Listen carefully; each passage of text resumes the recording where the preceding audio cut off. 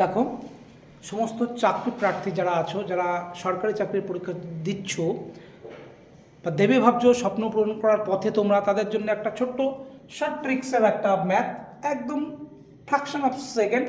শুধু অঙ্কটা দেখো, জাস্ট কিছুই না, অঙ্কটা দেখলেই অঙ্কটার উত্তর হয়ে যাবে। তো দেখো, বলেছে 5 তার পাওয়ার 0 ইন্টু 8, 5 তার পাওয়ার 0 ইন্টু 8 কত হবে? অপশান 0, 40, 8, 200।